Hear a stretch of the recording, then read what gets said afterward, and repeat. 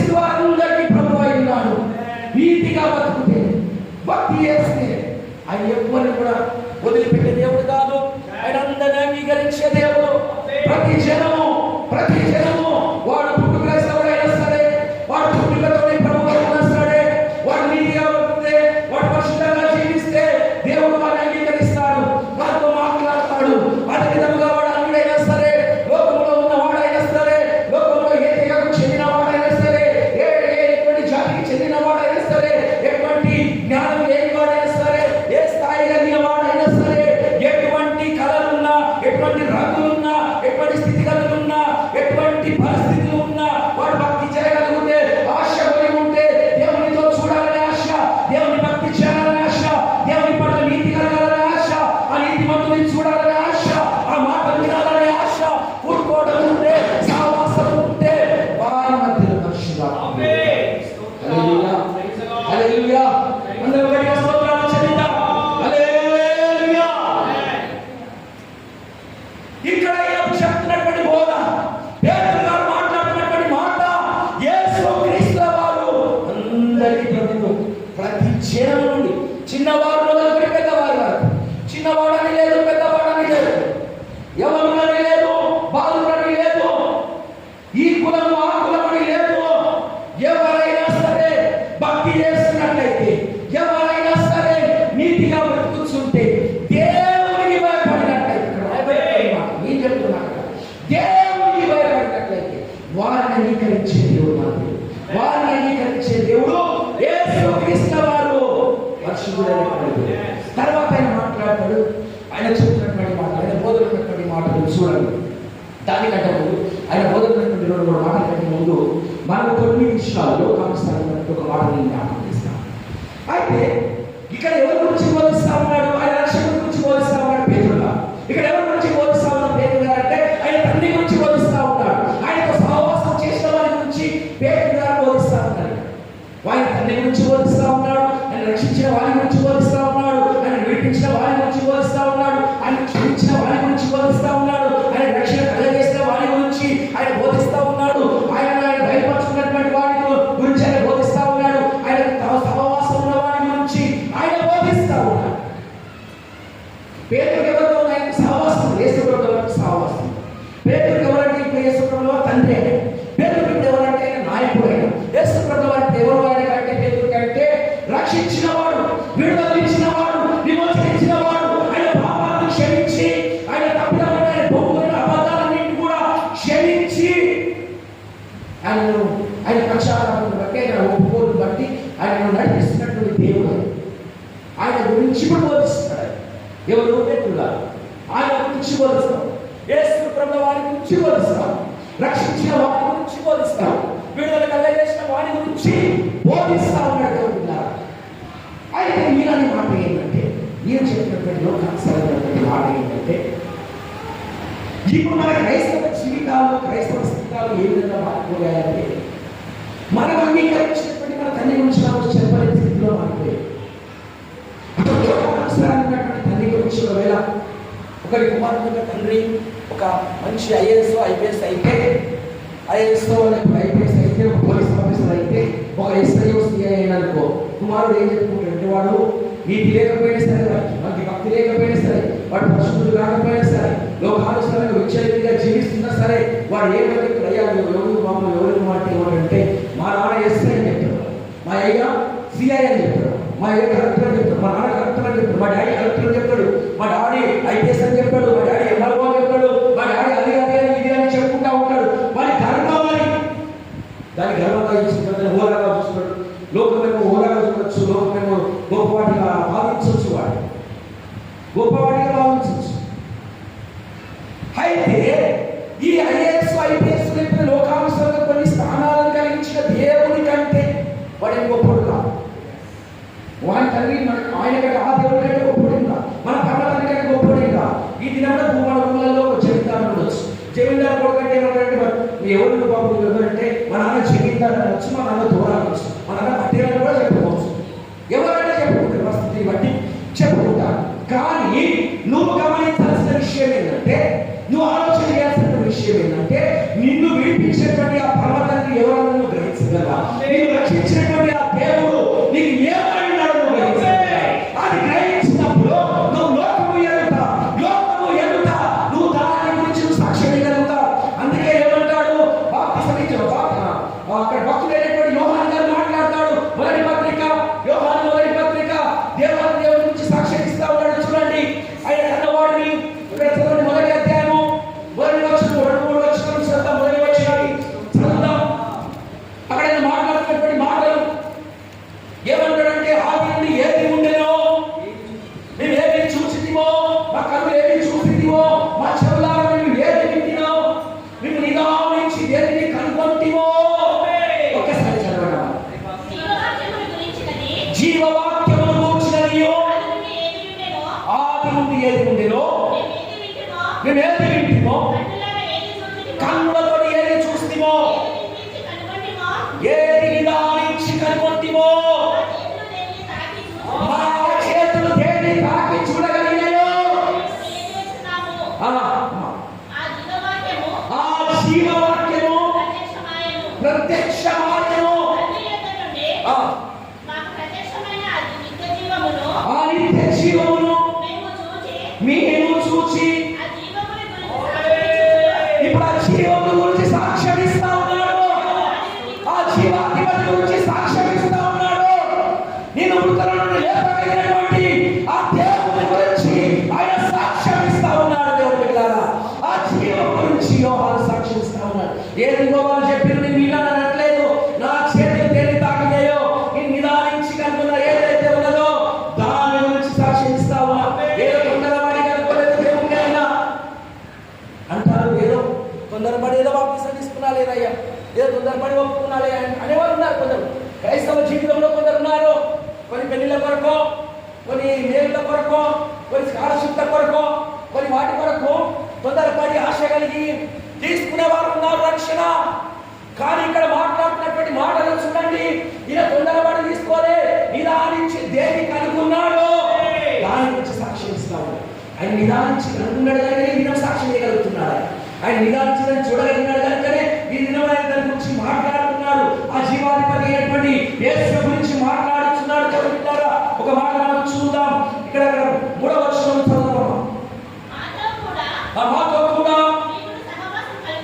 మీకు సహవాసం కలుగునట్లు మేము చూచిన దానిని విన్న దానిని మీకు తెలియజేస్తున్నాము. మా సహవాసం అయితే తండ్రితో కూడాను ఆయన కుమారుడైన యేసు క్రీస్తుతో కూడాను ఉన్నది. మన సంతోషము పరిపూర్ణమవుటకై మేము ఈ సంగతులను చెప్తా ఉన్నాం. మన సంతోషం పరిపూర్ణం కావాలి.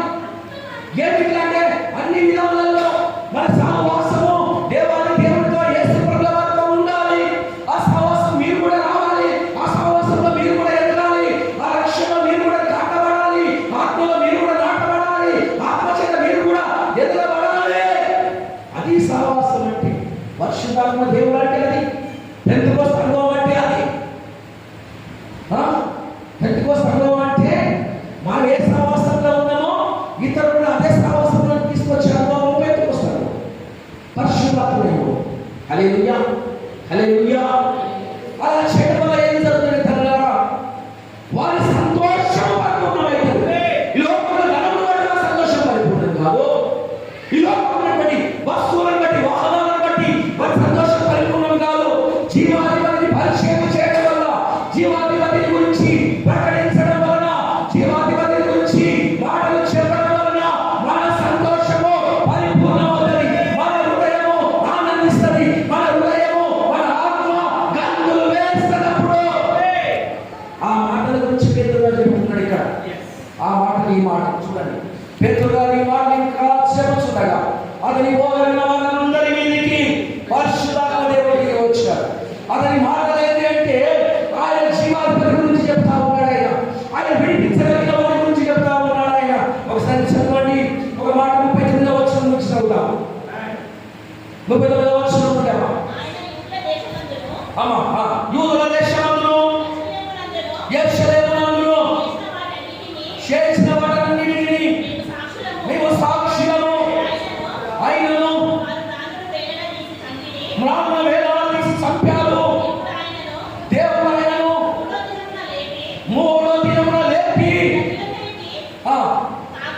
కాక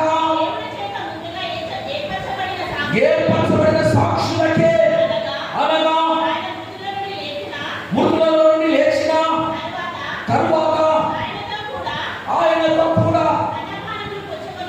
అన్నపానములు పుచ్చుకొనిన వారికే ఆయన ప్రత్యక్షంగా కనబడినట్లు అనుగ్రహించెను. 42 వర్షం. ఇది యోగాక కేవలం సజీవులకు మృతులకు న్యాయాధిపతి ఉన్నాడు.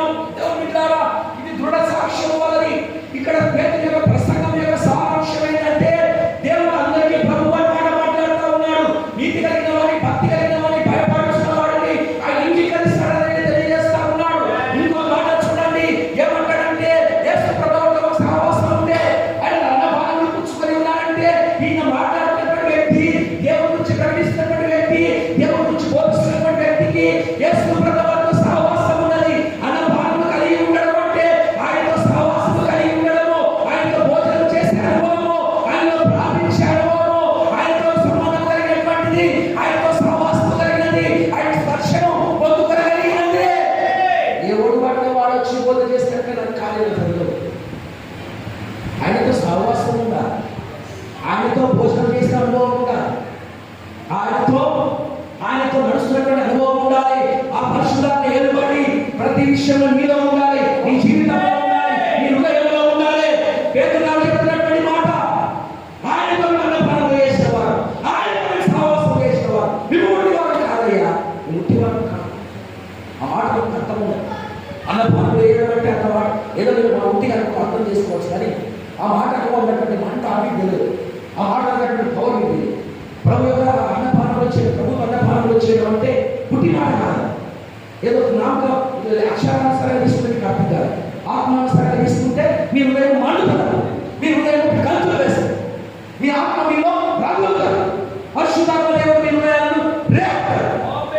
అది పరిశుద్ధాత్మ దేవుడి మాటలు చూస్తే ఆయనతో సహవాసం కలిగిన వాడు, ఆయన అన్నపానములు చేసేవాడు. మళ్ళీ ఆయన ఏమంటాడంటే ఇగో మీరు ఆయన మీరు ముట్టులు, ఆయన సిలువ వేస్తారు, ఆయన మీరు సిలువ వేస్తారు, యేసుప్రభువుని సిలువ వేస్తారు. యేసుప్రభువు అయితే మృతుడయ్యాడు, 3వ దినంలో లేచున్నాడు. ఆయన మృతుడయ్యాడు, 3వ దినంలో మళ్ళా లేచున్నాడు. ఇక్కడ నాకు ఆయన సజీవుడైన ఇది ఆయన ప్రసంగం, ఆయన ప్రసంగం ఇది.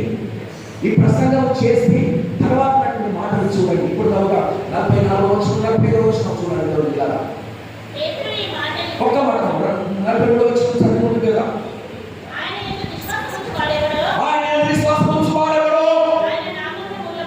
ఆయన నామము మూలముగా పాప క్షమాపణ పొందునని ప్రవక్తలందరూ ఆయన గురించి సాక్ష్యమిస్తున్నారు అని చెప్పేసి మాట్లాడు. ఈయన నామం ఎవరంటే పాపాలను క్షమించే నామము.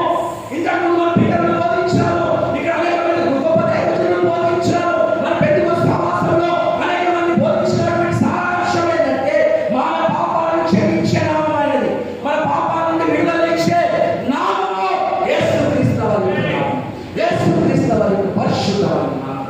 అది దాని విశ్వాసం ఉంచువాడెవడో వాడు రక్షింపబడతాడు, దాని విశ్వాసం ఉంచువాడెవడో వాడు విడుదల ఉంటాడు, దాని విశ్వాసం ఉంచువాడెవడో వారి హృదయం తెచ్చుకోగలుగుతాం, దాని విశ్వాసం ఉంచువాడెవడో ఆ యేసు నామములో విశ్వాసం ఉంచువాడెవడో వారి మీదికి పరిశుద్ధాత్మ దేవుడు బలముగా దిగి వస్తాడు. ఆయన ఆత్మ కార్యములు బలముగా జరుగుతాయి. అక్కడ నిలబడి మాట చూడండి. 47 వచ్చిన సున్నతి పొందిన వారిలో పేతురు కూడా వచ్చిన విశ్వాసులందరూ పరిశుద్ధాత్మ బలము అన్యజనుల మీద సైతం కుమ్మరింపబడుట చూచి విభ్రాంతి నొంది. ఇక్కడ ఉన్నటువంటి కార్యం ఒకసారి జ్ఞాపకం చేస్తా. ఇప్పుడు పేతురుతో ఉన్న వాళ్ళు ఎవరు? భక్తి పరులే. పేతురుతో ఉన్న వాళ్ళు ఎవరు? సున్నతి కలిగిన వారు.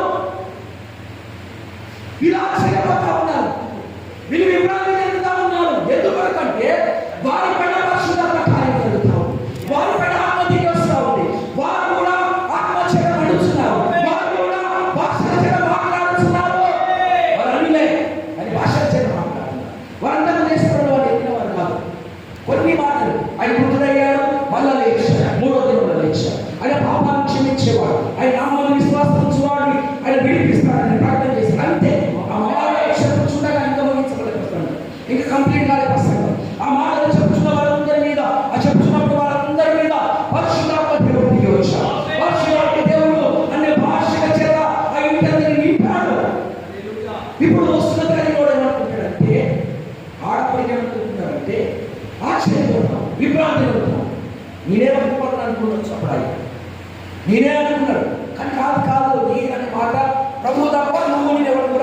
తగ్గిలే. నేనే మాట నువ్వు కానీ నేను కానీ మనకి ఎక్కడ మన ఉద్యోగస్తులు కావచ్చు, మన కుటుంబంలో కావచ్చు, మన సంఘంలో కావచ్చు, మన జీవితంలో కావచ్చు, ఆ మాట ఎప్పుడు అనుకోవచ్చు. నేననే మాట ఎవరు మాట్లాడుతున్నట్టే పరిశుద్ధమైనటువంటి దేవుడు మాట్లాడే మాట, సర్వము చేయగలిగిన వాడు మాట్లాడే మాట. మన సకల ప్రాణములు దాని గ్రంథ ప్రవక్త శ్రమిస్తాడు. మన సకల ప్రాణములు, మన సకల మార్గములు ఎవరి వశమై ఉన్నాయో ఆయన కలిగినటువంటి మాట అది. వీళ్ళు చూసి మీరు కలుగుతున్నారు, వీళ్ళు చూసి ఆశ్చర్యపోతా ఉన్నాడు. అయ్యో నిరాకరణ వచ్చింది, అయ్యో ఇప్పుడే మాట విన్నది, ఇప్పుడే ఆత్మ పొందుకున్నది. పొందుకుంటారు దేవుడు వెళ్ళారా? ఇప్పుడు నువ్వు ఈ రోజు అడిగినా ఈ రోజు ఆత్మ పొందుకోగలుగుతావు. ఈ దినం అనుకుంటే ఈ దినమే నువ్వు ఆత్మ పొందుకోగలుగుతావు. నువ్వు వినడానికి కోరుకొని ఉండాలి, ఆ మాటలు వినడానికి నువ్వు చేరి ఉండాలి, ఆ మాటలు వినడానికి నువ్వు దేవుని సముఖంలో ఉండాలి. నేను అక్షరులు అంగీకరించేవాడిగా ఆయన మృతుడై మళ్ళీ గెలిచినాడని, మృతిని లేచాడని నువ్వు నమ్మగలగాలి. నీకు విశ్వాసం ఉండాలి. అప్పుడు పరిశుద్ధాత్మ దేవుడు బలంగా పరిశుద్ధాత్మ దేవుడు వారిపైన బలంగా చేస్తాడు. ఆయన ఆశీర్వదిస్తాడు, ఆత్మ చేత నింపుతాడు. ఒక్కొక్క తల్లిని ఒక్కొక్క తండ్రిని ఆత్మ వరం చేత బుద్ధివాక్యము జ్ఞానవాక్యం ఇస్తాడు. ఒక్కొక్క తండ్రికి విశ్వాసం అనే వరం ఇస్తాడు, స్వస్థపరిచే వరం ఇస్తాడు. ఈ సంఘ కార్యక్రమం అనేది, సంఘం అనేది ఒకడు చెప్తే వినేది కాదు. సంఘం అనేది ఒక ప్రభు యొక్క శరీరంలో కవయం. అందరూ కట్టవచ్చు, అందరూ వర్ధిల్లాలి, అందరూ ఆత్మచరింపబడాలి. ఒకవేళ ఆత్మచరింపబడాలి, ఒక తండ్రి ప్రవచించాలి, ఒక తండ్రి స్వస్థపరిచేవారిని ఉండాలి, ఒక తండ్రి వీళ్ళనిచ్చే ఒక కుటుంబాన్ని ఉండాలి, ఒక తండ్రి సంభవమైన సంగతులను బయలుపరిచేవారిని ఉండాలి. అలా కలిగి జీవించడానికి అందుకనే సంఘంగా ఏర్పడ్డ, అందుకని మనం ఇతరుల్లో కూడి ఉన్నాం, అందుకని మనం ఇక్కడ చేరున్నాం. ఆయన ప్రభావాలు మనము పొందుతున్న వారిగా, ఒక సంఘంగా మనం చేరుకుని మనం ఆయన అనుభవిస్తున్న వారిగా మనం జీవించగలగాలి. అప్పుడు కదా ప్రభు కార్యాలు జరుగుతాయి. అప్పుడు ప్రభు యొక్క కార్యములు దయ్యాలు నిలబడతాయి. వీళ్ళ లేదా వీళ్ళ వస్తాయి. వారి మధ్య చీకటి కార్యాలు ఉన్నాయా? చీకటి కార్యాలు కొట్టివేయబడతాయి. వారి మనసులో నెమ్మది లేదా? వారి మనసులో నెమ్మది కలుగుతుంది. వారి మధ్యలో శాంతి లేదా? వారి మధ్యలో శాంతి వస్తుంది. వారి మధ్యలో ప్రేమ లేదా? వారి మధ్యలో ప్రేమ వస్తుంది. ఇవన్నీ కార్యాలు అప్పుడు జరుగుతాయి. ఇప్పుడు సంఘాలు లేదంటే మనం ఏదైనా సిద్ధపడాలి. ఇప్పుడు సంఘాలలో ఏమి సంఘాలలో ఆత్మ కార్యాలు జరగట్లేదు అని అంటే ఆ విధంగా మనం కొడుకోవాలి, ఆ విధంగా మనం చేరి ఉండాలి, ఆ విధంగా మనం వినాలి, మన చెవులను తెలిసి మనం ఉండాలి. మనం ఆ విధంగా దేవుని యొక్క ఉన్నామనే మాటలు మర్చిపోయి మనం ఏదో ప్రవర్తిస్తున్న వారుగా సంఘానికి వచ్చేవారు అనేక ఎవరి బిడ్డలు ఉన్నారు, అనేక సంఘాలు ఉన్నాయి. కానీ అందుకు లేదు. ఇక్కడ ఆయన తండ్రి గురించి ప్రకటన చేస్తాం, ఆయన దేవుని గురించి ప్రకటన చేస్తాం, ఆయన విడిపించిన వాళ్ళ గురించి ప్రకటన చేస్తాం, ఆయన సహవాసం చేసిన వాళ్ళ గురించి, ఆయన గుణాధిశయం ఎదిగిన వాళ్ళ గురించి, ఆ సజీవుడి గురించి పేరుగా ప్రకటన చేస్తా ఉన్నాడు. అప్పుడు కార్యాలు జరుగుతా ఉన్నాయి, అద్భుతాలు జరుగుతా ఉన్నాయి, ఆ దేవుడుగా పరిచబడతా ఉన్నాడు. మనందరం మోకరిద్దాం. ఆ సమయం ఉంది కనుక మనం ఆ సమయాన్ని ముగించాలి. ఇంకా అనేక విషయాలని దేవుడు చిన్నమైతే వారు మనకి